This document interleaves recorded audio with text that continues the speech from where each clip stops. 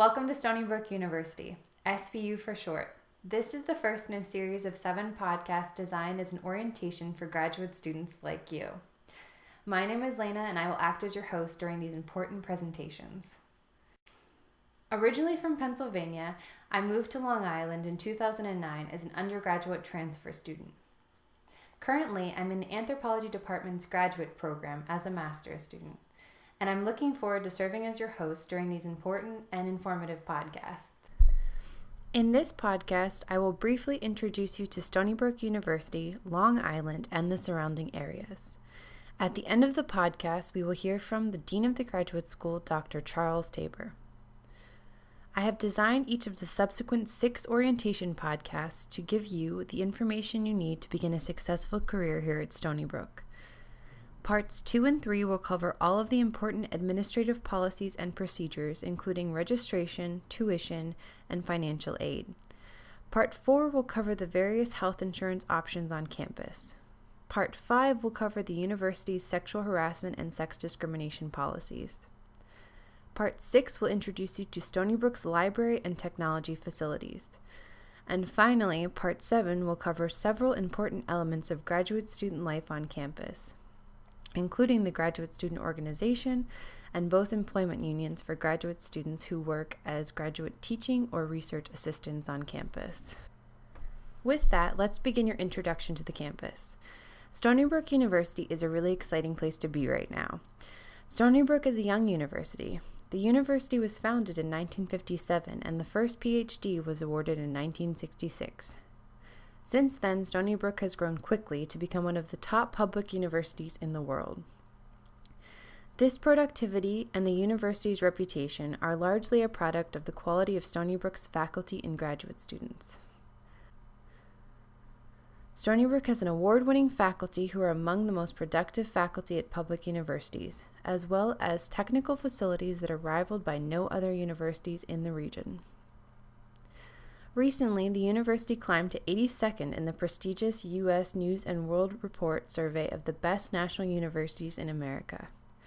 It also climbed to 34th in the category of top public national universities.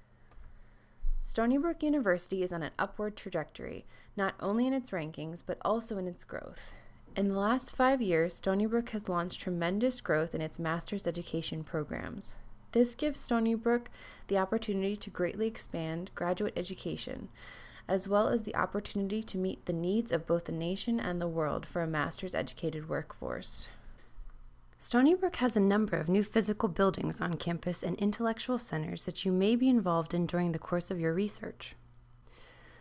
New buildings and facilities on campus include the Charles B. Wang Center, which is a center for Asian culture and Asian American studies, the Simon Center for Geometry and Physics, where cutting-edge research on the interface between geometry and physics is being conducted, the Laufer Center for Physical and Quantitative Biology, which unites research in physics, mathematics, and computational science to advance both biology and medicine, the Center for Excellence in Wireless and Information Technology, commonly called CWIT, which allows Stony Brook faculty and graduate students to conduct cutting-edge research in information and wireless technology, and a brand new computer science building set to open this year that will house the computer science department, as well as an array of highly specialized labs, including digital media, light dome, sound booth, virtual reality, and wireless sensor labs. Stony Brook University includes 2 satellite campuses in Manhattan and Southampton. At Stony Brook, Manhattan, university members have the opportunity to take a variety of courses and to engage directly with New York City. At Stony Brook, Southampton, there is a thriving graduate arts program, including a renowned creative writing program. Closer to home, Stony Brook is fortunate to have a strong partnership with other research institutions on Long Island, such as Brookhaven National Laboratories and Cold Spring Harbor Laboratories. Both of these major research institutions are within a half-hour to 45-minute drive of campus, and many of the faculty and students have close ties with research labs and projects at one or both institutions. Stony Brook University is the most recognized member of the State University of New York system, often called SUNY. In this system, there are over 60 campuses in New York State alone. In 2012, the SUNY system expanded to include a new campus overseas in Korea. Excitingly, it is the first American university to open its doors on Korean soil. Furthermore, SUNY Korea offers graduate degree programs from Stony Brook University. These programs are identical to those of SBU and are taught by SBU faculty. A semester or more in SUNY Korea may be a wonderful opportunity for you. More can be learned at the school's website, www.sunykorea.ac.kr. Doctoral students have the additional opportunity to take part in the Inter-University Doctoral Consortium. The consortium allows Stony Brook University doctoral students to take classes from other New York area universities, including Columbia, NYU, and City University of New York, often called CUNY. The consortium allows for an intellectual community to develop and doesn't cost you anything beyond Stony Brook tuition. More information on the consortium can be found under the New and Current Students tab on the graduate school website. Now let's leave the university behind for a bit and explore Long Island. Long Island is very close to New York City, with the westernmost portion of the island housing two of the city's well-known boroughs, Brooklyn and Queens.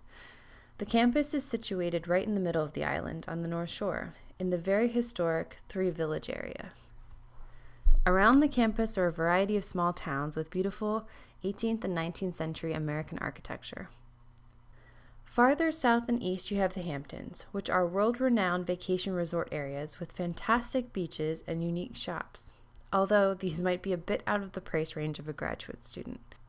The North and South Forks are home to Long Island's world-famous vineyards. Many of the vineyards have tasting rooms and tours that allow you to sample the delicious wine at reasonable prices. The North Fork has an amazing array of organic farms that offer some of the best vegetables, fruits, and homemade pies I have ever tasted. Beachgoers have a multitude of options, including rocky North Shore beaches just a short distance from campus, and the sandy South Shore beaches, many of which are top-ranked surfing areas. At the easternmost edge of the island is Montauk Point State Park, which boasts a beautiful rocky coastline, great for photographers and nature lovers alike.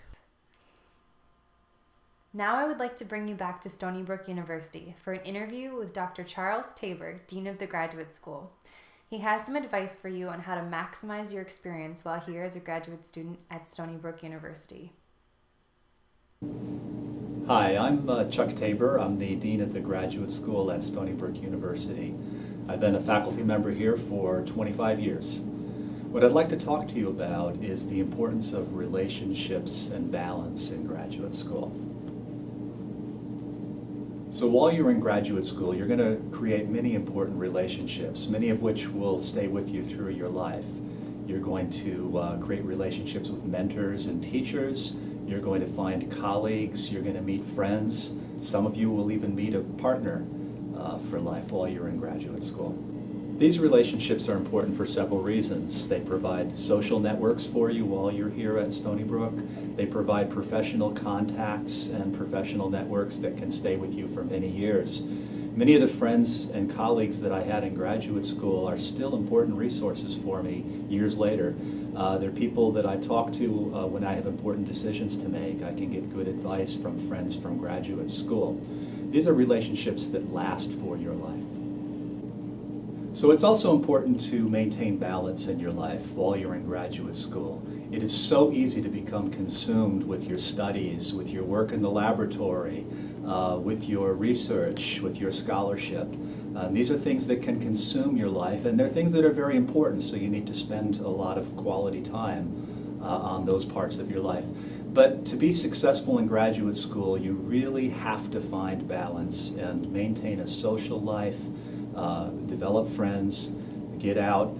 I've seen many graduate students who came in and just spent all their time working on their scholarly activities and their research and studying, and you really burn out if you do that. You have to stay balanced and keep social activities part of your life. So Stony Brook University is a very large place, and it can be intimidating. But it's important to recognize that any institution like Stony Brook has many small communities that you're actually interacting in. And these are going to be the source of a lot of the balance that you can have in your life. For example, you'll learn about your graduate program here. And most of our graduate programs are really quite small, 20 or so students, just a few faculty. And this is going to be an important social network as well as a community for you in your time here. You should also develop other communities with students and faculty from other departments, people that share interests with you.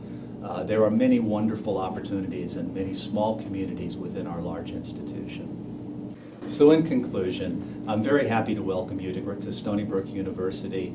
There are many wonderful things going on at Stony Brook University. Get involved in as many of these things as you can.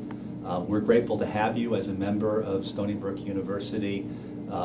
Graduate students are the engines of a research university like Stony Brook, and I'm really happy to have you here. I'm sure that you'll be successful at Stony Brook. Thank you. As I wrap up your introduction to Stony Brook, there are a few key contacts and online resources I want to introduce you to before we get into the nitty-gritty of administrative policies and procedures. The first two are your Graduate Program Coordinator, the GPC, and your Graduate Program Director, the GPD. You will get to know your GPC very well, as they will be your first go-to person when you encounter a problem. The GPCs on campus are very friendly and helpful staff members, and would love for you to come and say hi even when you don't have a problem. But when a problem does arise, they are your first line of defense here at Stony Brook. Your Graduate Program Director, on the other hand, is a faculty member who runs the academic side of the graduate program you are in.